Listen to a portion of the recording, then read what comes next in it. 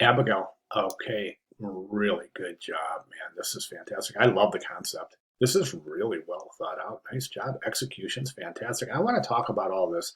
I want to address your writing first. Um, okay, so you give me this is fantastic because you've got reasoning for all of your decisions. And that's really super important for a designer. We don't want to make wanton kind of random choices. All of our choices we need to make should correspond to the concept. So this is really refreshing to read that. Say I don't love the adjustments, and you're talking about this image right here, and I mean it's okay. Um, I don't think it's a fantastic image. I think it's a little bit blurry. Is it too light? I don't think. You know what? It might be. You might want to try to bring back just a little bit of detail in the shadow areas. So you might darken it up just a little bit more contrast. I think would be in order. Other than that, I think it works out perfectly. Um, it's pretty red. I'm not worried about the color at all. It's the tonal. It's just a little too bright. The color looks great. I was using a fairly old laptop. Boy, I was reading that. I was just feeling your pain because some computer issues just are such a pain in the butt. It just slows us down so badly. So I'm so glad to hear that you have a new computer. I'm sure you'll be ripping through these assignments now. I think you'll be scratching your head going, man, I wish I would have done this earlier as far as getting a new computer right. But anyways, the good news is now you have a great new computer, so that's fantastic.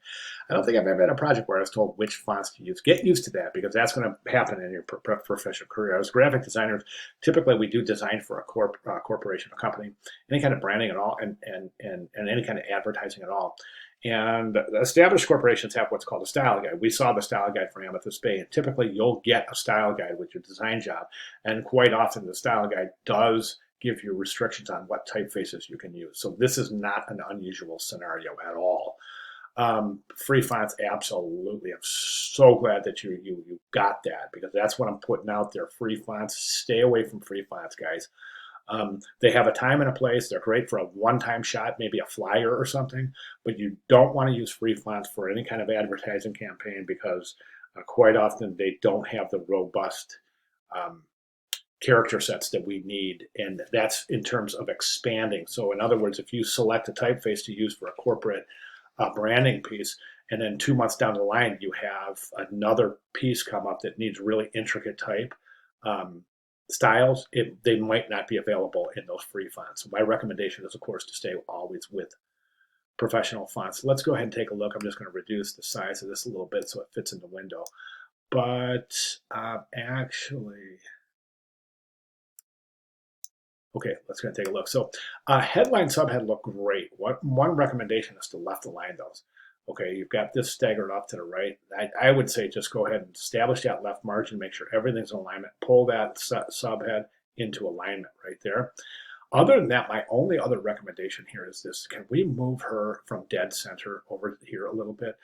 This is dead. We don't, as we know from compositional rules, dead center is not ever a great place to place anything. You always want to place it in 1/3, either to third to the right or a third to the left. So I'm saying place her right about here or so.